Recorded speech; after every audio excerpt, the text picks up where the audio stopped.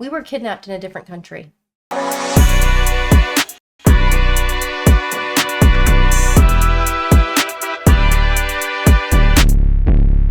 We were. That's actually not a joke, and No. I don't even know how to get into a story like this because it was my first time out of the country. A little traumatized. It was. I mean, we've been on cruises. That's kind of being out of the country. Same. This is like out of the country, flying on an airplane for hours. In the Middle East. Yes. So we went pretty far. We went to Jerusalem, Mm-hmm. and we were there just kind of touring everything around it. I will say the tour guide was awesome. Amazing. Awesome tour guide in Jerusalem. Loved him. He's got a YouTube channel. Can't say his name right, but loved him. Orden. Oren. O-R-E-N or I-N. I think it was E. But regardless, he was awesome. But he's not who I was referring to. I was talking about me being the tour guide for the whole tour. Oh. Except for that one day. Okay, that's right. So we had 2 tour guides, one that was trained and Steve was the other one. I mean, I didn't do too bad, I feel like. No, not too bad. We were in another part of the world completely. It was like a different world. It was a different world. We landed, rented a car, and we just drove it. Like, we just went wherever we wanted. Yeah, it was kind of insane.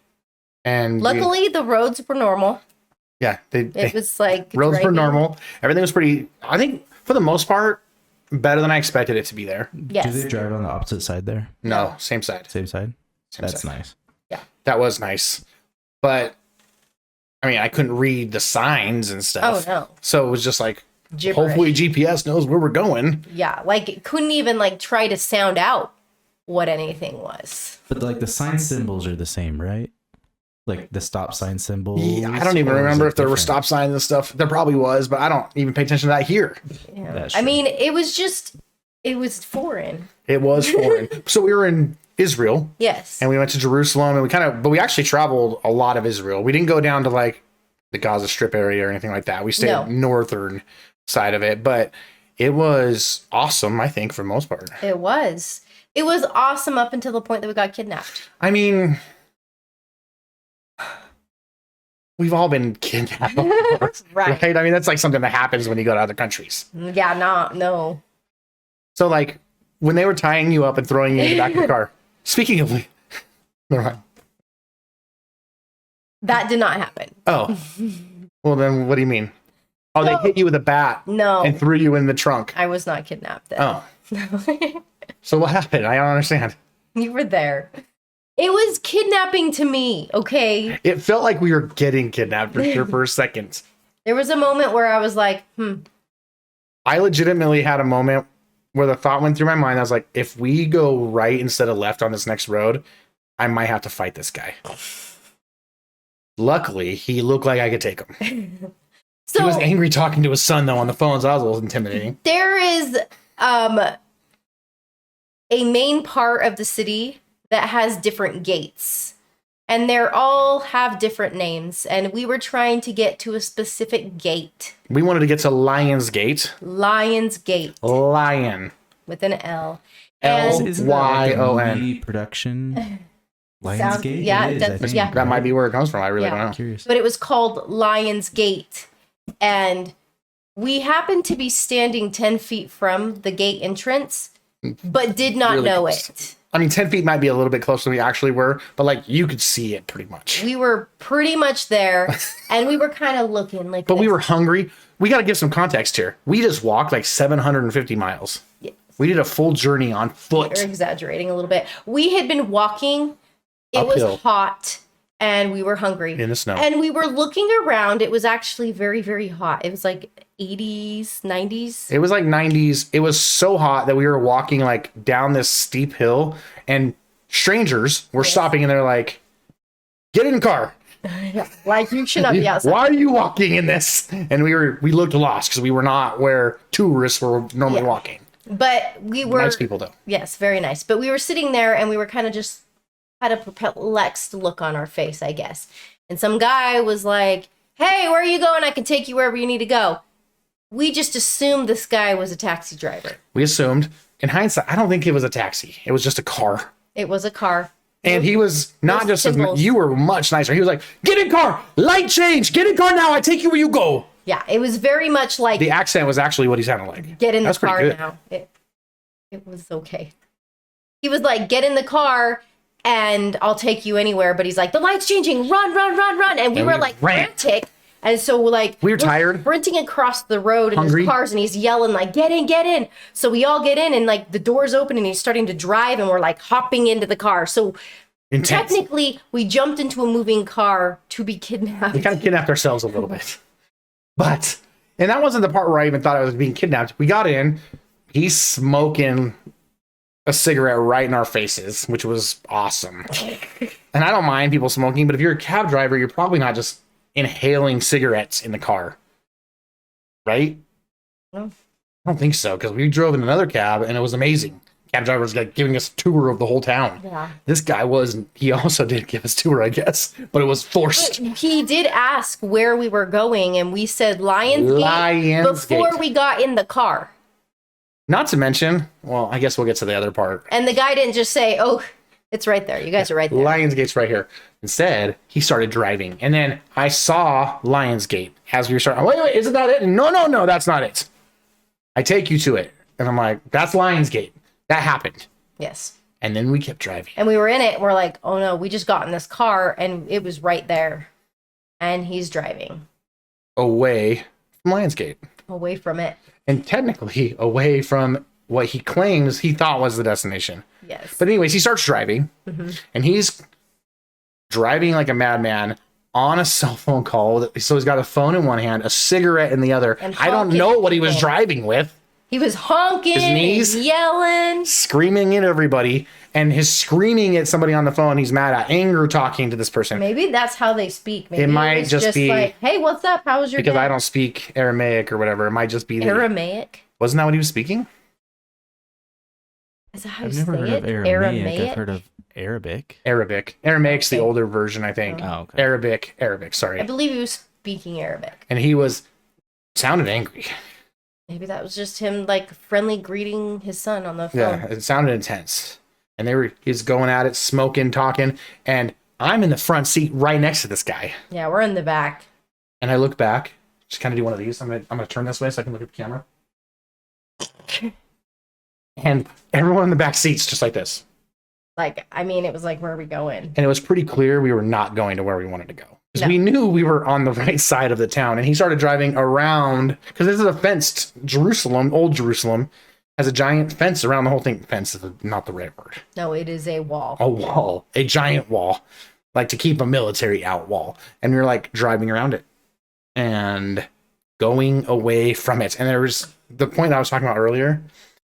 I knew kind of where we were because I had been driving around. So luckily, me being an expert tour guide, Right. knew, hey, we got to go left He here. just did not know where And Lionsgate was. And right was going to take us into, I did kind of know though. Yeah. I just didn't know it was that close.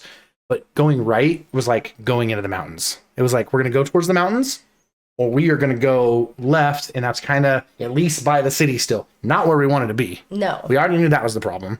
And I kept I'm like, I thought we needed to be on that. No. I take you where you need to go. And he's just driving.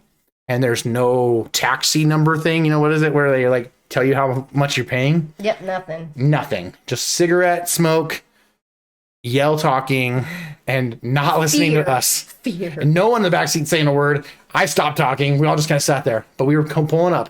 And it was like, if we go this way, we're on a highway. And this way is towards the city. And I didn't know because he's a wild driver. I didn't know which way we're going to go until he started turning. But I really did think, Yeah. That if may we be turn going the wrong right, way. I might have to just attack this guy. A warning would have been nice, though, because if you would have just, like, I think we would have all freaked out. I would have taken some Dwight Schrute lessons and handled my business. But luckily, he turned the correct way. He turned left. I mean, the correct way would have just been not have gotten into that thing. yeah. But we were genuinely concerned that we might be getting kidnapped. Yeah. He takes us to the Zion's Gate. Which, before we go further, this is what I was saying. So, imagine a square, and we're going to just use this side. Here's Lionsgate to go in, right at the corner of this thing. He drove us this way around the square. And Zion's Gate is here, also within walking distance of where we got picked up. He drove us completely around the entire thing. Like we had no idea. Yeah. And then had the freaking nerve after kidnapping us. What? I guess that's what kidnappers do, right? They ask for money. Yeah. They asked for a ransom. He asked for a ransom. And he asked us for like $200. Yeah. And he's like $200. And I'm using dollars. It was all in shekels what he was talking. But yeah. And we literally that day, the reason we walked so far is because we took a taxi up to this other place where we walked from. And the taxi ride from there was across the whole like big city. So like we legitimately were in the taxi cab for a long time. Mm-hmm. And he was like, charged us $20. Yep. And he had a little taxi meter and was friendly. Yes. And giving great explanation, telling us how wonderful Israel was. All good and true stuff until we got kidnapped. And then this guy wanted $200 for kidnapping us and driving us the long way to the gate we did not want to be. And we were like, this isn't where we wanted to be. It was back there. Like I said, no, you said Zion's Gate. I didn't. Even if I did, you could have gone this way. Like, why'd you take me around the whole village? I'm not paying you $200. So now, he's like, you robbed me. And we're all in the car, like trying to get out. Johnny and Sarah Tanner were with us, and they're just like, oh my gosh, Jamie, we're all trying to get out. I'm like, no. He's like, fine, you pay me what you think is fair then. I guess you steal from me. You're stealing. You steal from me. You rob from, you take money from me. I'm like, no, you're robbing us. And I did not give him $200. I think I gave him the $20. Yeah, we shouldn't have given him any money. He did kidnap us. But it's also like, he did drive us somewhere. We did get into the car. I have to say, though, I was the last person in the car because I was trying to run across the street. So I was just following you guys. I didn't even have the conversation. I don't even know who decided we should get in the car. I don't either. So I know we were hungry. So your guys' stomachs were speaking. We were hungry. We were tired. We walked a long ways in the heat downhill. We were walking to a restaurant that wasn't open because it was Sabbath in the Muslim quarter there. And so we couldn't get into the restaurant where we thought we were going to go. And it took us so we went the other way. And I was like, uh-oh. So we just started walking. And then we just like, oh, let's just start at the stop here at the Garden of Gethsemane. No big deal. Just walking. We're going to stop here. And then we spent a little while there. And then we started walking. And we're like, oh, it's uphill to the city. Do we want to do this? And that guy pulled up and took advantage of us. Yeah. And I mean, I just have to say that I didn't make any of the decisions, but it was traumatizing. I feel like you're just passing all the blame onto me. Not to you. I mean, I was the guide of the two. You were the guide. But I was ready to fight the guy if I had to. I mean... Have you not ever, like, would you have jumped up and fought the guy? No. Okay, that's what I'm saying. I would have bailed out of the car. We were going fast. He was going fast. But yeah, I mean... I can now say that was... It's pretty close to being kidnapped. That I've been kidnapped. Because we were getting forcefully driven in a direction we did not want to be in. Maybe this is like white privilege kidnapping or something. I don't know. You got into the car and they drove you somewhere and asked for money afterwards. What do you know about this, Jared? He's like, huh. Just saying. Well, that's my story. I'm sticking to it. And that was the time that I was kidnapped.